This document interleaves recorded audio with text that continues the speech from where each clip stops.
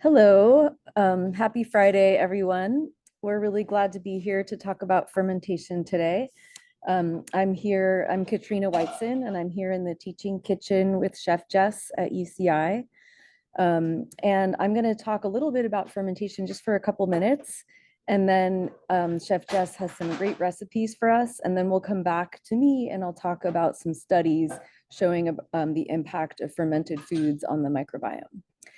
So here we go. My title slide here is actually a loaf of sourdough bread that my husband baked. So it's still warm in this picture, even if you can't really see that. And whether you know it or not, I think I challenge someone to think of a day in their life they did not eat a fermented food. We are constantly eating fermented foods, and through human history, fermentation has helped us preserve our foods and make them more digestible, and in general, no problem. Okay. So excuse our sound testing. I'm actually here in the kitchen this time, so we're trying that out, but of course the microphones don't always like the situation. So anyhow, through human history, we have all benefited from fermentation as a process. We eat a lot of fermented foods, and actually that fermentation continues in our guts. So this process is critical to our nutrition. Here's an image of several popular fermented foods. Excuse me. And the first recipe we're going to hear about from Chef Jess is actually lacto fermentation of veggies. Now this is the culminating final lecture of our year of microbiome and culinary health seminars. All of them are available on the website with the recipes, and the recipes are available on the website. And I believe that Camber from here at SSIHI is posting a link to the recipes in the chat as well. But the recipes and the recordings are all available here. And so this just brings me back to, making sure I define the microbiome before I get too far. So microbiomes are the communities of bacteria and other microbes that live in a particular environment. That could be your elbow or your gut. It could also be a yogurt or some of the veggies that Chef Jess is about to show us how to ferment. And we now have 15 years of data showing us how human microbiomes correlate to a number of different disease states. And the way we eat is something we really have a lot of control over in terms of enhancing our health through the microbiome. So previous lectures in this series, we've talked about fiber, and we've talked a little bit about probiotics. And I would put fermented foods very strongly in the category of probiotics, which is a great way to get exposure to healthy microbes and the molecules that healthy microbes produce in our foods. So when I say fermented foods, I mean foods that are made by adding microorganisms like bacteria or yeast. In many cases, the microbes are present already, actually. And I'm sure many of you have baked bread with yeast or made yogurt by scooping a little bit of a yogurt you liked into some milk in order to allow the same culture to continue. And so I know that these are all familiar foods. There's so many different types of fermented foods. It's really fun to learn about it. I'm going to share lots of resources today. And so with that, I don't want to slow Chef Jess down because she's got some great stuff prepared. I guess one more view I'd like to give you is just that there are specific microbes that are responsible for the production of specific foods. So for example, propionibacteria, which are actually also the same type of bacteria are common in the human skin microbiome. They're responsible for fermentation of Swiss cheese, whereas those other bacteria like lactobacillus and streptococcus, they're important for cheese, soy sauce, yogurt, and so forth. Yeast like Saccharomyces are important for wine, beer, and bread, and so on and so forth. So there's really cool knowledge now of all the different microbes that are responsible for the fermentation of different foods. And just to highlight the process that's involved in allowing for the lacto fermentation of veggies, which is carried out by lactic acid bacteria. So all you need are your veggies and some salt. And then the microbes will take the sugar in those veggies and produce acidic fermentation products like lactic acid, which has the familiar tang that you've definitely tasted in yogurt and other fermented foods. That acid preserves the foods. So it's really a win-win in terms of getting through the winter if you don't have a refrigerator, for example, but it's also really good for our health. And so in stage 1 of lactofermentation, veggies are submerged in that salty brine, which helps to kill off harmful bacteria. Lactobacillus are good at handling that salt, so they survive to stage 2. And then those lactobacillus can convert the lactose and other sugars that are in the food into lactic acid. And that lactic acid has the familiar tang that gives a lot of lacto-fermented foods their distinctive flavor. So just so you have access to the recipes, they're on the website. Here's a sneak peek. We're going to hear about how to lacto-ferment any vegetable. We're going to learn about fermented sriracha sauce, which is a good moment to learn about it because there's a sriracha shortage, right? Yep. So that's Chef Jess is saving us in their sriracha shortage. And then I actually got to taste this a minute ago, these beautiful chickpea flour pastries. We were going to learn about how to make them too. So I'm going to turn myself off here and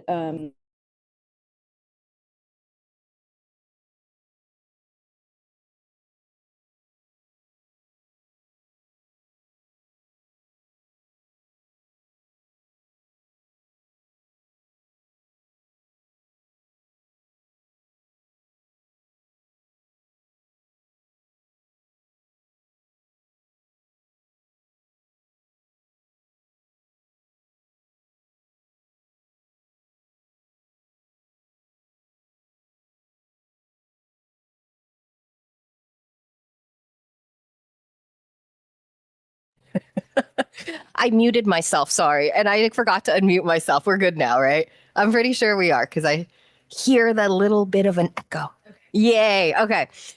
So lacto fermenting vegetables. Before we even go into any of this, the world of fermentation, I think, has blown up over the years. The one book I will suggest is Noom, Noom, I think is the name of it. And if you need to go anywhere, the fermentation farm is right down the street. And so if you've never been to the fermentation farm, it's an experience. It's great. It's a lot of fun. Here at the Institute, we've done things with them as well. But it's a really great place for you to learn a lot more about fermentation. Because for me to try to show you something in 30 minutes is very hard. To the point where we're going to be hopefully hosting some fermentation classes in the summer as well. Fermentation takes time. And so it's talking about how do we plan this out in the right amount of time. And there's so many cool things you can ferment. So one of the things that I did want to do originally, but I've done it so many times that I can't find the video, but we will get it to you, is how do you ferment or how do you make yogurt? Yogurt is probably one of the easiest ones to do, but a lot of people freak out because it's keeping milk at almost room temperature or a little bit warmer, but you're feeding it that bacteria to keep it safe.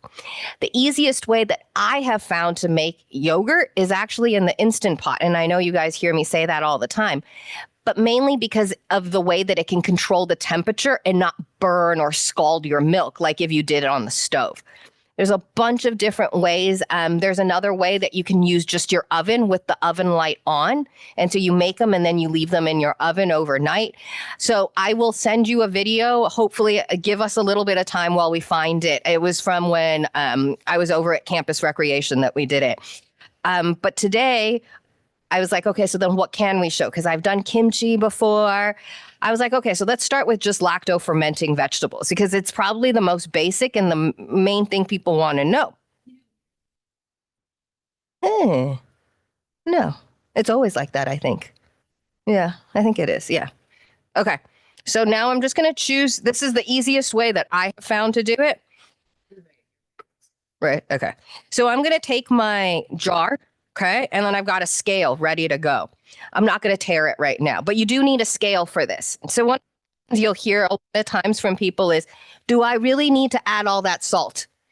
Yes, you do need to add all that salt. That's the fermentation process. If you try to reduce the amount of salt, you're playing in dangerous territory where the food might become unsafe. And so this is something you do want to follow. Now, depending on the vegetable you have on our chart, you'll do different brine percentages. So you can do 2%, but nothing really goes below 2 except for celery. 2.3 is a really nice spot. So if you just really don't know and you don't have a chart, 2.3% is a nice brine percentage to play with, okay? So then how do I know what 2.3% of whatever is? You could do the math, or there are calculators online. So I gave you one by Hako Bako, because what they have you do is fill this up and then weigh it. And then you insert that total amount, that total weight onto the calculator, and it gives you exactly how much salt you need to add. So I'm just going to do that right now. What I wanted to show you is that if you are using things like carrots, you want to cut things so that they're about the same size. So you want to almost make sticks out of this. And then you can think about flavors. So I have garlic and dill here. You can use any kind of herbs and spices that you want. And the jars that I bought, you can just buy at Target, Walmart, anything like that. Did wash it really well. You can even sterilize them. Oops. And I'm going to do one more. Nice. So I've got that, and then I've got some cauliflower. So I'm just going to take some cauliflower florets. I'm going to cut through the middle and just pull. And you want these pretty small because they have to fit inside the jar. And you do want to cover it with brine, but at the same time, you don't want too much empty space. Just going to use a little bit more. And dill, another really great ingredient to add in this is tarragon. If you can find tarragon in these Persian markets, Middle Eastern markets around, they're cool too. Okay. So what I need you to remember is to leave about 1 inch of space on the jar. What's really nice is 1 inch is usually where that top lip of the jar, you know how there's like different measurements? That is enough. So you want that much, because as it ferments, the gas will come up and it's going to pop up at you, right? And you don't want to add too much then. So I tared my scale. I like using grams because it's more accurate. You can go into a smaller weight. So, and I'm just going to start adding my veggies. And again, I'm doing this right now just to weigh it. You're going to have to add salt. And I like dumping this all out again and putting it back in to get the amount of salt I need in there. I got a couple garlic cloves in there as well. Try to push everything down. And a 1 quart jar is a lot easier to use.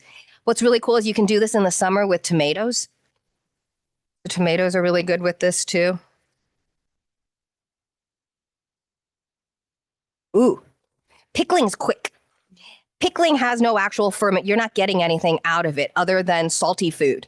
So pickling is like that. Now, pickling can be considered fermentation too, because there are pickling recipes that allow it to ferment. But when you hear the word pickling, most of the time, it's that you're doing it quick and you associate it with pickles, but it doesn't have to be with pickles. But usually pickling is a lot quicker too. But there are pickle recipes that create a fermentation too. So if you want to look at it that way. I guess if you're adding, yeah, you're borrowing from a. Exactly. Yeah, that's true. Yep, exactly. Because this will create that kind of vinegary, brininess. Okay, so that's good. Oh no, I took it off of there. Sorry. So we're at 273. So we're at 273, and then I'm going to add the water. Where did I put my water? So water, you want to make sure it's distilled, clean. Everything you want as clean as possible, including the salt too. So we'll get to the salt in a little bit. But I need enough water to cover this. So I'm going to make a little bit extra brine just so that I can ensure everything is going to be covered. Okay, so there's that. So I'm at 795 grams. So 795 grams, I'm going to go for a 2.3%. And we are looking at 17 grams of salt, 17.89. So I could go 18 grams of salt. So then I'm going to take this. Where'd I put my bowls? Thought I had a bowl. Maybe not. It's okay. I'll just do this then, and I'll shake it up. I'm going to tare this again. 18 grams. So when you buy salt, what you want to make sure is that you're buying real salt. So if you look at this, it doesn't have any caking agents. It doesn't have any iodine. It doesn't have anything but salt inside of it. When you read the ingredients, it should just have salt. I will tell you, it's harder to find sometimes than you think.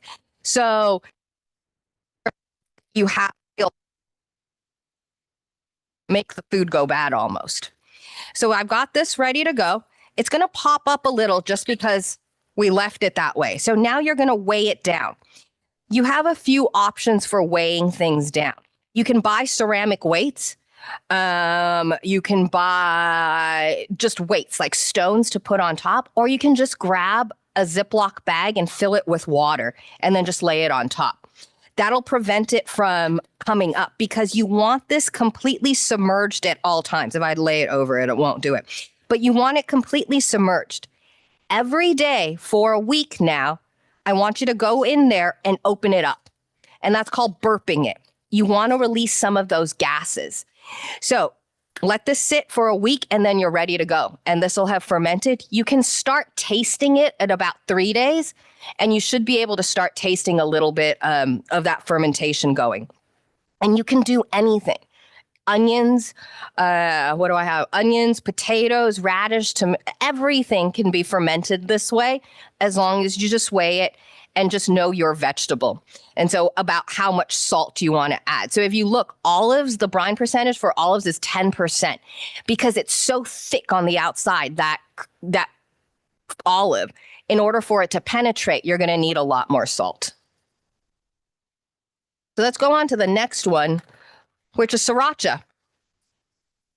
So sriracha, I chose because sriracha is expensive now and it's impossible to buy. So the Rooster Man is shutting store again. They're closing shop again. They are not making any more because they can't get access to these. These are red jalapenos. You can use red Fresnos, but you want red. How do you get red? I think this is funny because people don't necessarily know this. Peppers are red, but they were green first. So the thing is, you need to leave them on the vine longer. Leaving them on the vine longer causes obviously what? More pests, more ability, more reason for this to go bad. And so that's why I think there's a shortage, because farmers would rather pick these green as opposed to red because you're keeping them on the vine for longer then. So to make this, you would do the same ferment. So you would take this and ferment it first. I'm going to skip that step because it's the same as that. I'm going to make the sriracha sauce.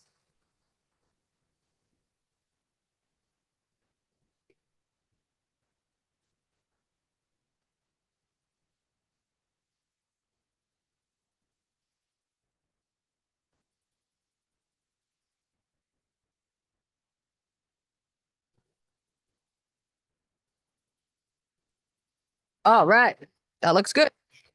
And then I'm going to add, so you would take this mixture, put it in a jar as well, and then do the exact same thing. You do the salt, 4 cups of water. This one already gives you 3 tablespoons of salt, so you don't have to measure it. This one's already been done for you. And then ferment it. And then afterwards, you'll be left with like a jar of really nice fermented chilies. The great thing about fermented chilies is if you're somebody that doesn't like spicy food, it's not that spicy then. It's pretty mild. It's more mild than the regular sauces. The world of hot sauces is quite interesting, and there's quite a lot of them. And so think about what you could ferment and make into chili sauces. So you can do habaneros, you can do different types of chilies and ferment your own sauces. Make some really cool ones. So I'm going to take, I had cloves of garlic. I'm going to take 4 cloves of garlic. Take these, put them in there as well. Little bit of, I'm using coconut brown sugar, but you can use any kind of brown sugar you have because you do want something to cut through that spiciness and acidity.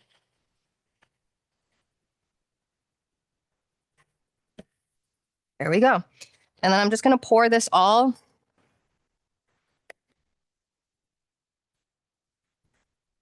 You got a few questions. Go for it.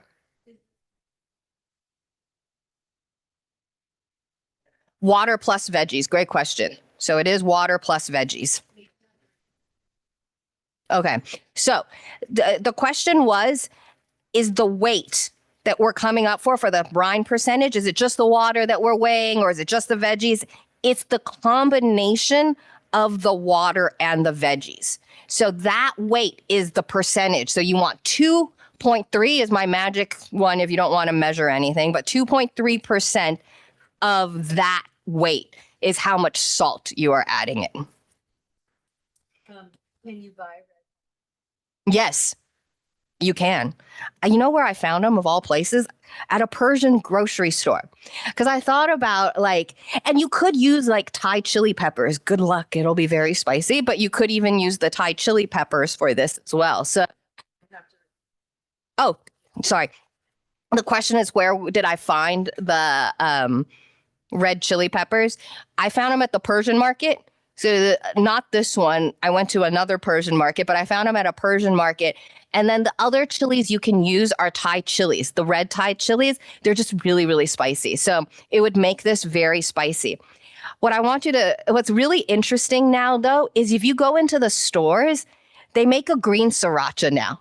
It's the green, there's a Dragon brand. Okay, so the Dragon brand, just for those people that don't know, are the people who used to work at the Rooster one.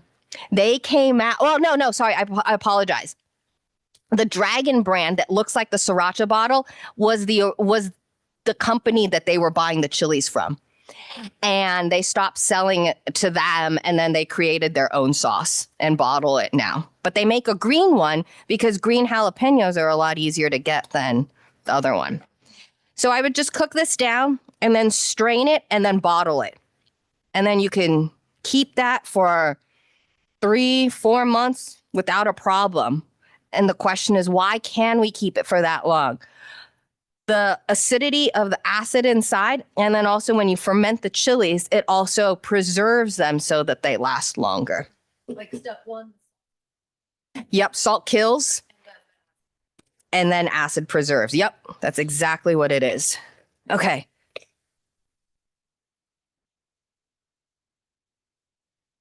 Oh. Top. Yeah. The white foam is usually, so the byproduct of whenever you're fermenting. So somebody's asking about white foam. They were doing something with rice. So the white foam is usually what we call KAHM, K-A-H-M, and it's a healthy yeast.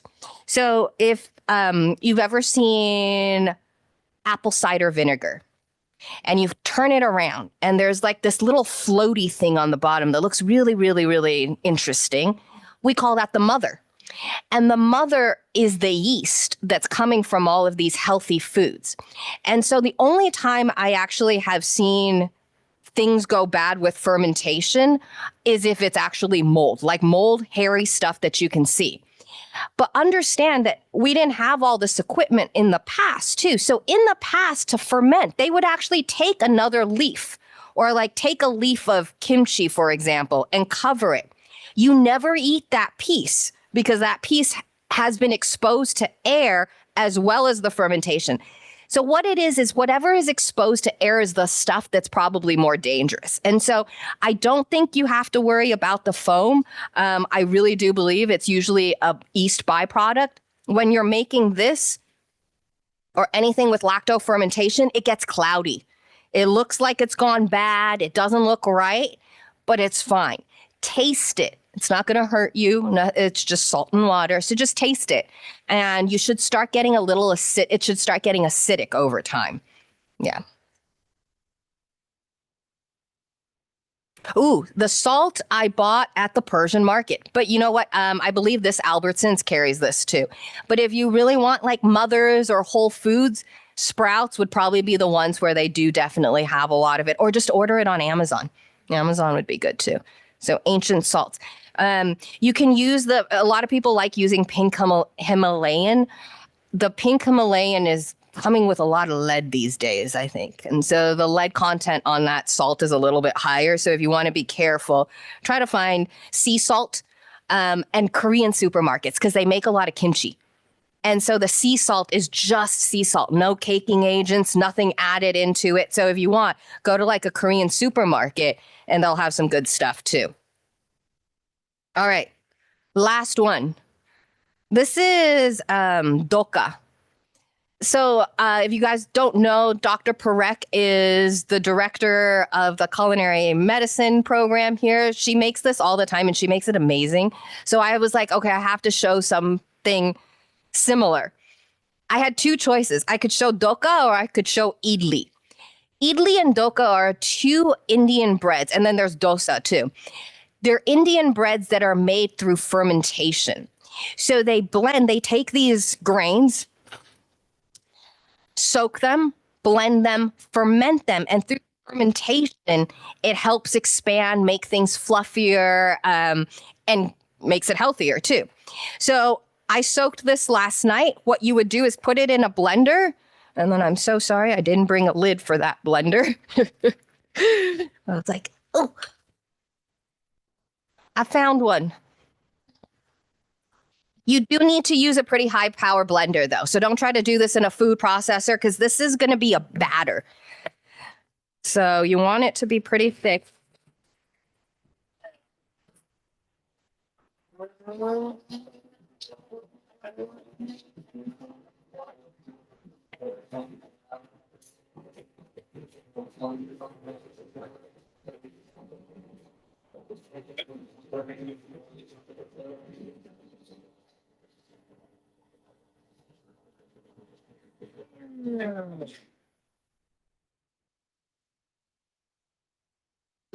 No, they are not. They've just been soaked. Yeah, they look pretty soft.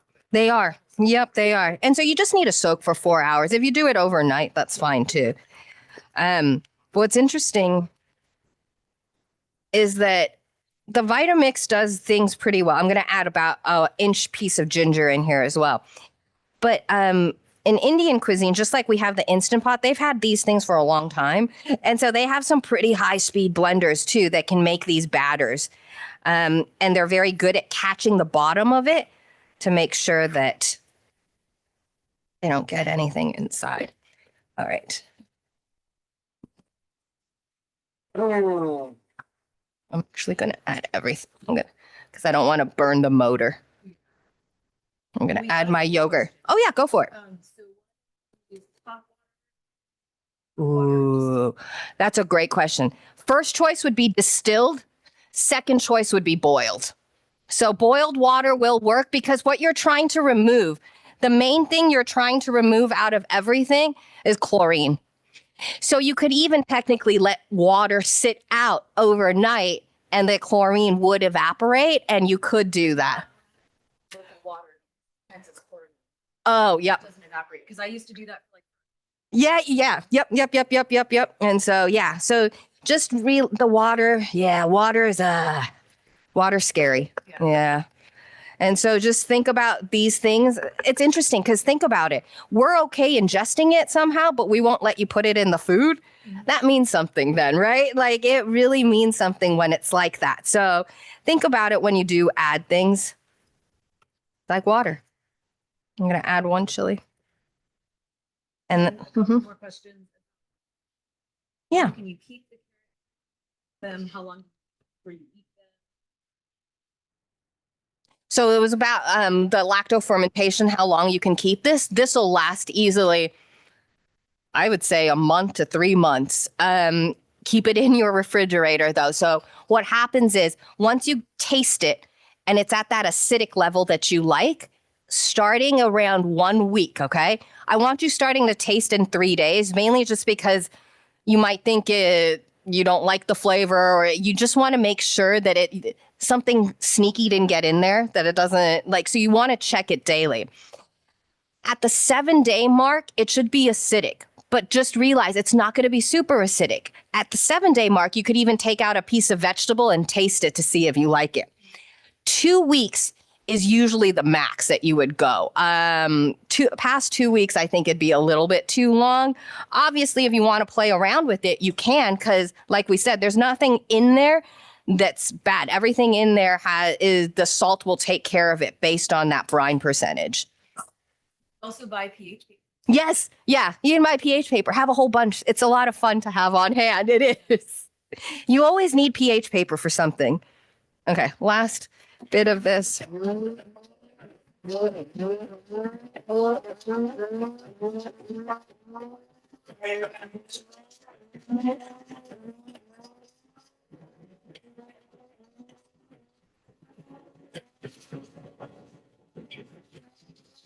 There it goes.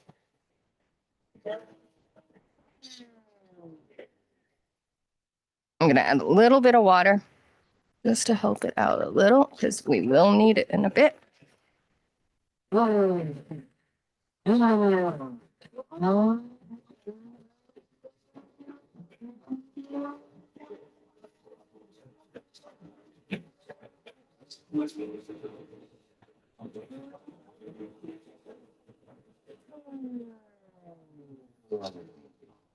A little bit more water, and then I'm going to pour it out. And this is the point where you would then be able to ferment.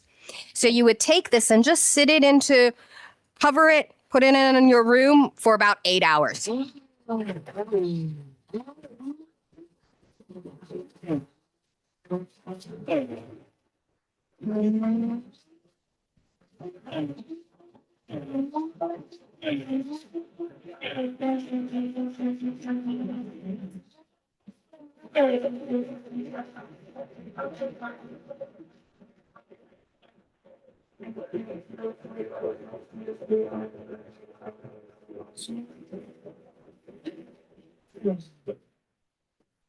So this is the hardest part of this dish, I think, is showing you the consistency that you want for the batter. And I want to show it to you so that you get it right, because this is what makes it fluffy. By making sure that you add enough water is going to make or break the consistency of this. So if you watched, we used chana dal, which is a lentil. You can do this in a different form, which I'm going to show you, which I did, which is with chickpea flour. So you can do it in different ways. But do you see how nice and light and fluffy that is? That's going to sit now overnight, and it's going to ferment. Once it's done fermenting, you're going to add something called Eno powder. And it's like it's baking soda with citric acid, and there's one, and salt. If you don't have it, you can just use baking soda. So you add it into water, and I'm just going to show you what happens when you do. So you have to do this right before you're going to steam it.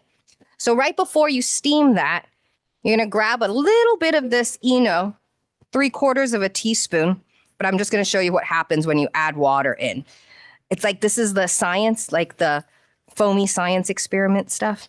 So you can do that. And that's what's going to make doka nice and fluffy. Okay. And then I'm going to show you what it looks like. So this is what it looks like when it comes out. I steamed it for about 20 minutes. And then it's a cake like this. Now, if you're like me and you love all Indian food, you are then going to create a tempering oil. And I'm going to just do this really quick so that I can hand it over, because I don't want to take any more time. Tempering oil is just oil. It's over there. And I'm going to add oil. I've got some mustard seeds and black cumin. You don't have to use black cumin. I just happen to have it. And then curry leaves. So these are fresh curry leaves. Usually they're in the refrigerated section of the Indian stores, or else he's hiding them behind him. So just ask him for them and they'll have them ready to go. But this oil then gets poured over the cake to give it even more flavor. So a little bit of salt and lemon I'm going to add at the very end too. So this is tempering oil. So these are all flavors that would then go on to the doka. I'm going to hand it back over to You. And then I'm going to stop sharing. We're safe. All right. Hello again, everybody. Tell me if the sound and everything are working for you. I'm going to share my screen. Well, that was really fun to learn about, and questions are welcome. So I'm going to return to the presentation. So here's the recipe that we were just learning about. And okay, I'm getting the good signal from Camber. And just as Jess was bringing up the fermentation farm, that was actually my next slide. So here you can see I have a link to the website, which was also shared in the chat. So yeah, over in Costa Mesa, there's Fermentation Farm, which has been there for about 10 years. And they have so many great tools, and they have 15 kinds of kombucha and lots of different scobies, and you can buy kefir grains and starts to all different kinds of fermentation. My personal favorite from there is actually the mustard. The mustard there is really good, and they have a lot of different kinds of different kinds of fermented veggies and lots of things I'd never heard of before, but also lots of familiar favorites. And then I also wanted to point out that there's workshops over at the Ecology Center in San Juan Capistrano. They had a fermentation festival recently, and they do that pretty often. And that's a really fun place to learn about it too. So there's some local resources. And also, just as Chef Jess was saying, it's just a moment for fermentation right now, and you can find all kinds of news and information. Here's an article in the New York Times about, it was actually in response to a study from Stanford that I'm about to highlight. And it was all about how fermented foods can affect your microbiome and your immune system and improve your health. So in the study at Stanford, they asked people to eat yogurt, kimchi, or sauerkraut, and then kombucha, like a serving of each of those per day. And they found that people's gut microbiome diversity went up and their inflammation went down, which is pretty interesting. So I'm definitely going to share, some information about this study, first of all. So the study, they refer to it as the FI-FO, Fermented and Fiber-Rich Food Study. And their goal was to learn about the relationship of fiber, fermented foods, and the microbiome. So we've been hearing about fiber quite a bit. And so they had a really interesting study design where they compared people who were eating a high fiber diet with people who were eating a high fermented foods diet.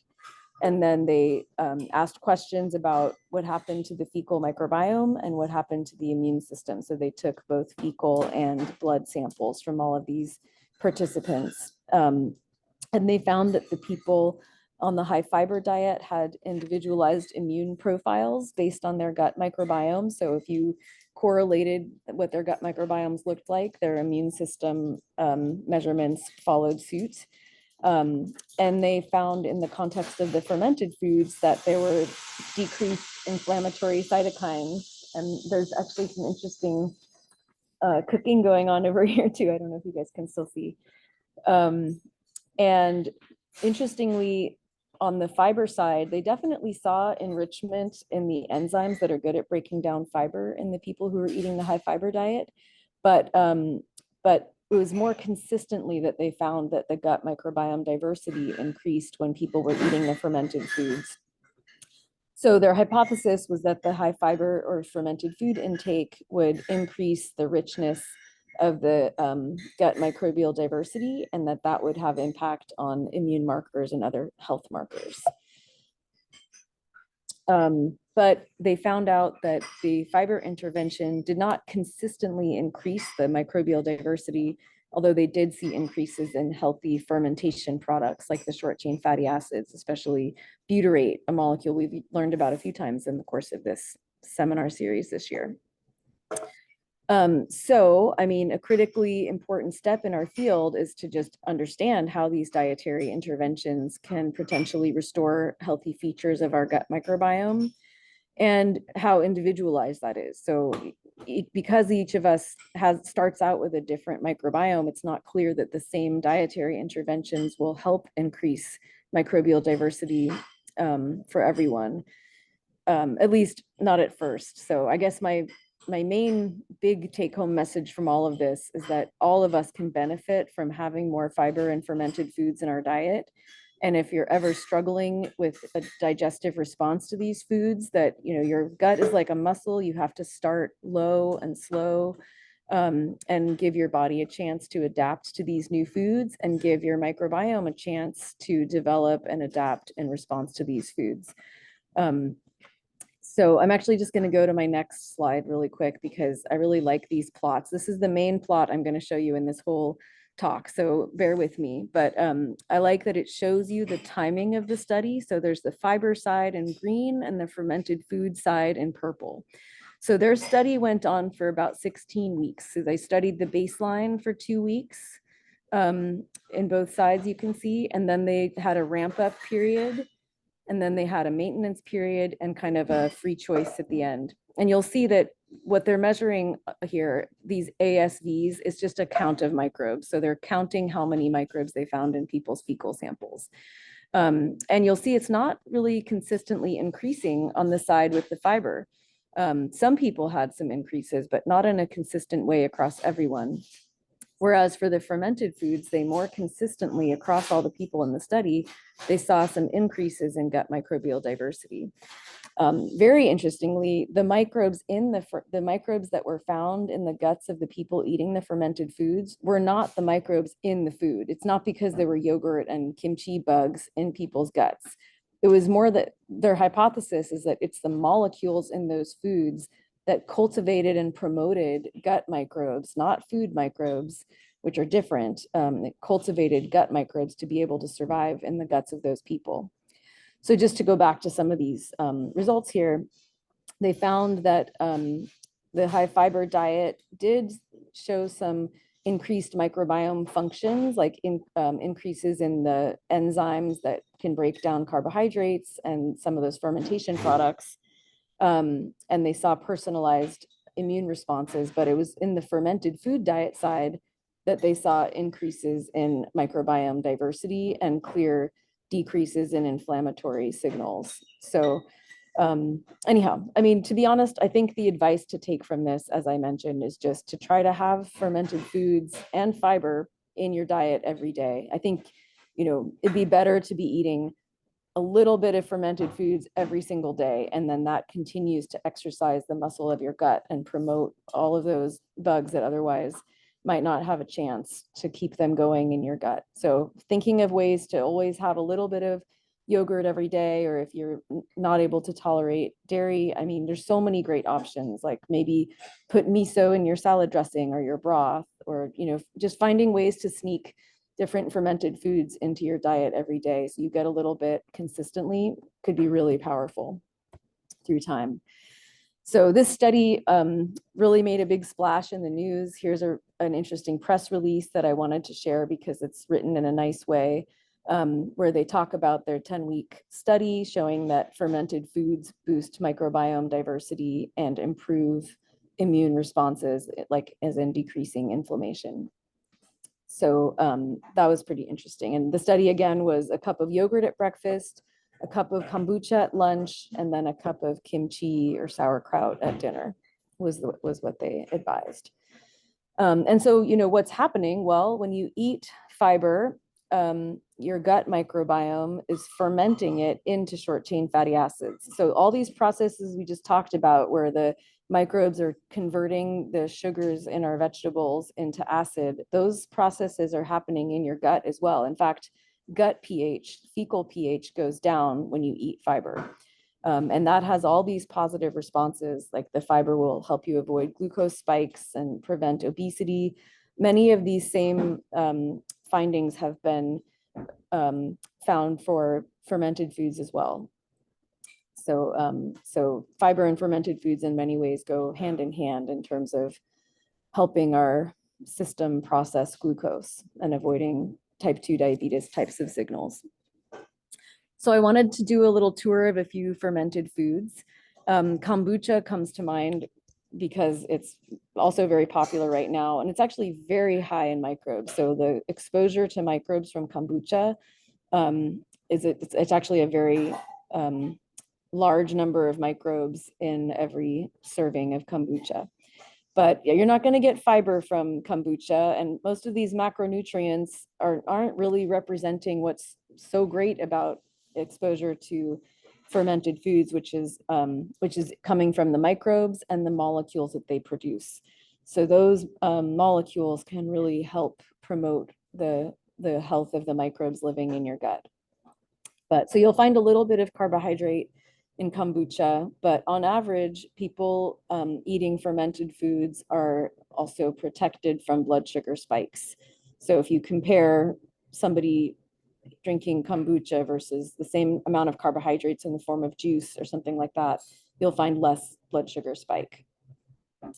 We were talking about pH, and actually this company Fermentaholics sells pH strips, and they show the pH range of a number of different items I'm sure you're familiar with, you know, from battery acid at 0 all the way to bleach and drain cleaner with a very high pH. And so kombucha actually gets quite acidic.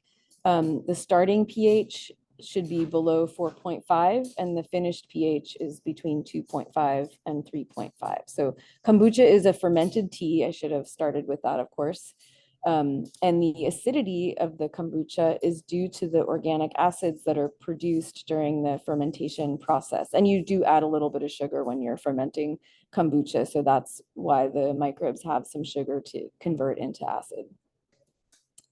And here's the SCOBY.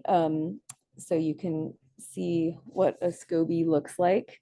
It has bacteria and yeast. So, and you see that they're kind of growing in this biofilmy layer together. And sometimes this is called the mother. You heard Chef Jess talking about the mother, which you also see if you buy apple cider vinegar, for example. So it's kind of fun to get to see some resolution on the microbes in a SCOBY like this.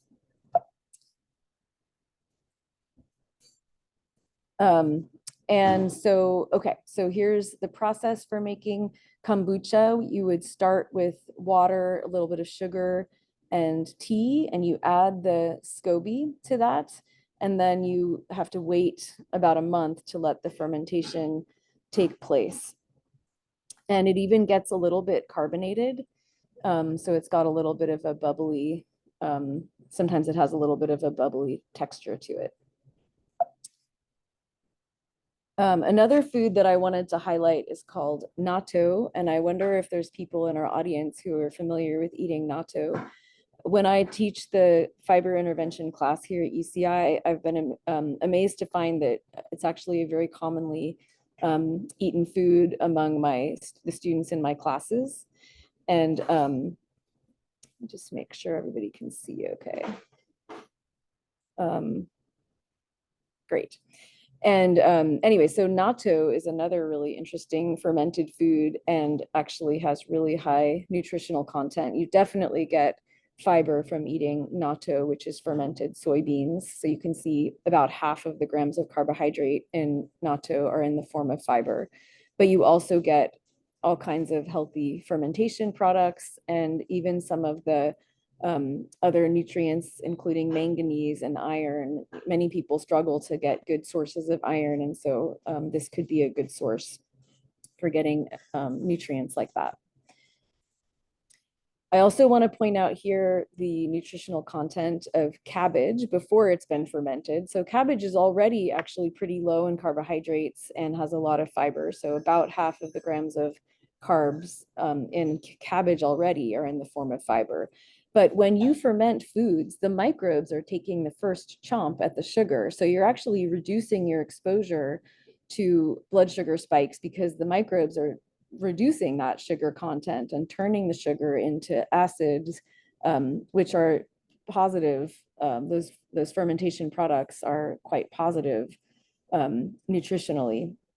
So here's a cup of cabbage. You can see, which again doesn't have all that much fiber, but when you ferment it into say sauerkraut or kimchi, then the carb content goes down and the content of the acids, which can be quite positive, goes up. So here's a recipe for making sauerkraut at home. And I mean, this is very similar to the process that you just heard about for making the lacto-fermented veggies from Chef Jess. And as you gathered from Chef Jess's process, the bacteria is already on the vegetables. You don't have to add more. They've got that in there already. Another interesting thing to take into consideration when you're eating fermented foods is that sometimes the fermented foods will actually reduce the content of molecules in the food that can irritate your stomach. So for example, elderberries sometimes can cause stomach irritation, but if you convert them into elderflower wine where they've been fermented, some of those molecules that otherwise could be causing irritation are reduced. And so, for example, some people are able to eat sourdough bread, whereas normal bread, store-bought white bread might really cause stomach irritation. But when you eat sourdough, some of the sugars that are reduced in the fermentation process making the sourdough helps avoid digestive issues because you don't have exposure to those molecules. So I have a couple more resources that I wanted to share with you because there just really is a lot going on about fermentation in the world right now. It's a fun time to learn about it. This is a podcast series where I have learned a lot about fermentation that I can really recommend. And here's a nice article in the New York Times. I've linked them here that talks about the do's and don'ts of fermented foods. It came out soon after that study at Stanford. What if my kombucha has sugar, or does it matter if the kimchi is spicy? My big answer to all of these questions would be not to let perfect be the enemy of the good, and just to try to be consistent in getting exposure to plant fibers and to fermented foods in your diet on a daily basis. So finding a way to do that consistently will have really positive impact on your health. And then I also want to share this really cool resource from a microbiologist she calls her website The Joyful Microbe. And she has some really great guides that are very much science-based with lots of information about the process and great instructions for how to make fermented foods. So with that, my last segment that I want to share today is a research story from my own lab. I told you this side of the story already, the side where my PhD student, Andrew Oliver, led the students in our undergrad class in a dietary fiber intervention. Well, another chapter of his thesis was focused on studying a group of people who live in an Amazon village on the Canambo River. And I had the opportunity to collaborate with an anthropologist from Cal State Fullerton. And the bowl of liquid that you see here is a fermented beverage called chicha. And the people in Canambo, they drink about 2,000 or 3,000 calories a day from chicha. They get most of their nutrition from it. It's a way of sanitizing the water. And it's just really an amazing source of nutrition for the people that live in the Amazon near the Canambo River. So this is Dr. John Patton, who actually recently passed away. He was really an amazing anthropologist who had been studying people, had been going down to this field site in Canambo, Ecuador since 1992. So it was believed to be one of the longest ongoing field sites in evolutionary anthropology. And you can see people from the village in Canambo and some of the master's students from Cal State Fullerton who had been going down there with him. So chicha is made when every household makes chicha all the time, and they chew a root vegetable like yucca and spit it into a household vat, and then wait a day or two, and it ferments a bit. The alcohol content gets to be a little bit, it's low alcohol content, like kombucha potentially, or maybe a little bit more, 1 to 3% alcohol. And then everybody is drinking this stuff every day. Like I mentioned, 2,000 or 3,000 calories a day are coming from chicha. And so the people are getting great nutrition, and it's done at a household level. So the women in a household are chewing the vegetables and spitting this into a common household vat. And anyhow, the people end up getting essentially sanitized water and great nutrition from this. And so I think it's just a really interesting example of how fermentation can impact nutrition and health. And then these images show other parts of the diet. They have some kitchen gardens, they catch little, they can do some foraging for grubs and hunting and so forth. So just to put an image of where this is located, the triangle here shows you where Canambo is in Ecuador. And I won't detail the whole study, but I wanted to share a few results from this study in my last couple of minutes.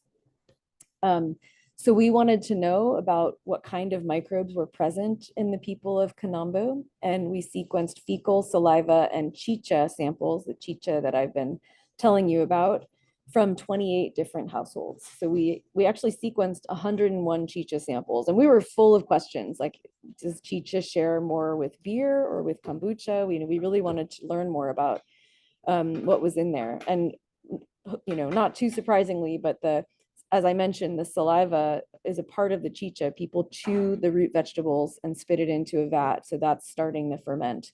And we did find that the saliva and the chicha samples shared quite a bit of similarity.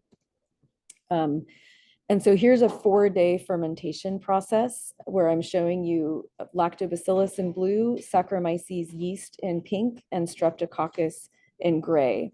Now, saliva is very high in Streptococcus, the gray bug.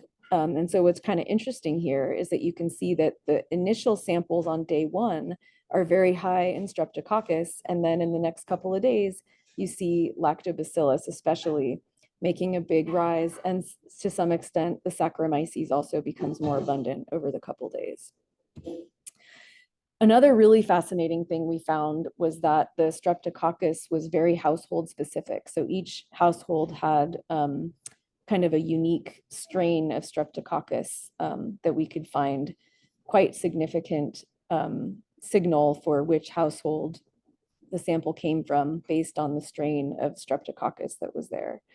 And we found that there was no difference between the Streptococcus strains that were found in the chicha and the saliva within households.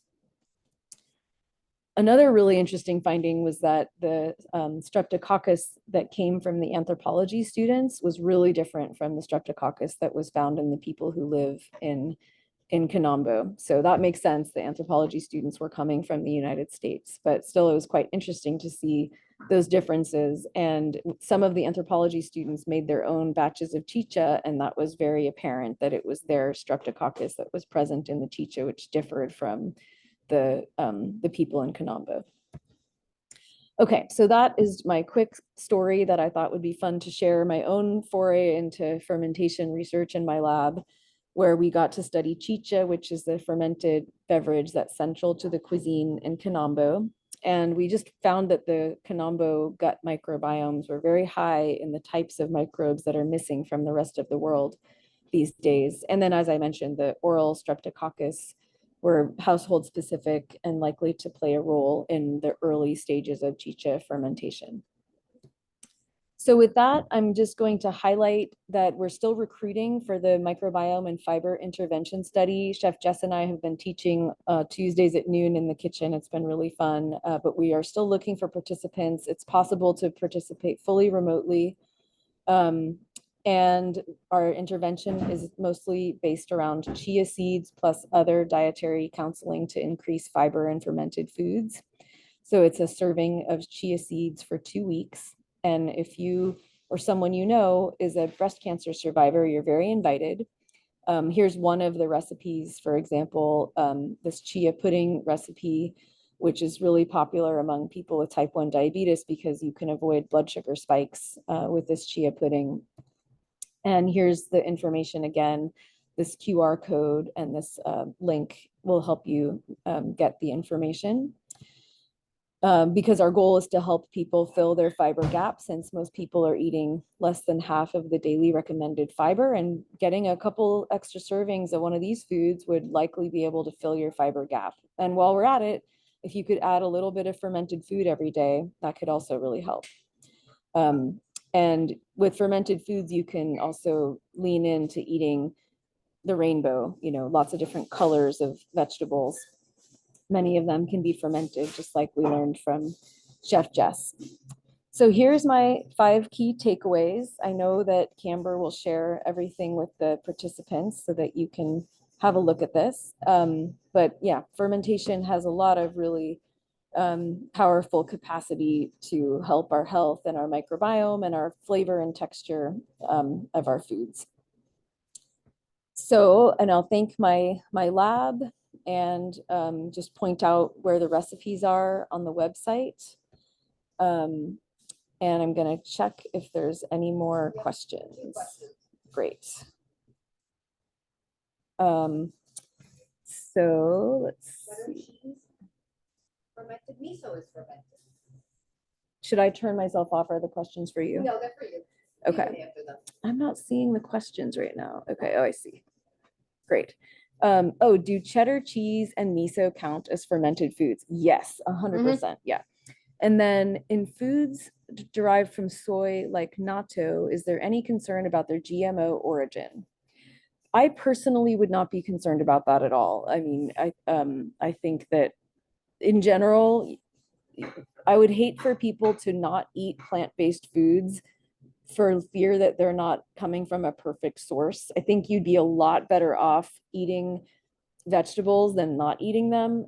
Like if you couldn't find organic, I would still eat the vegetables. On average, the veggie will be really positive health-wise. But that's a good question about the GMO sourcing. It's interesting, in the United States, we don't have as much concern about GMO origin of food. I've noticed in Europe that, you know, the kinds of grocery stores that would sell only organic foods here in the United States will also avoid GMO foods. Yeah.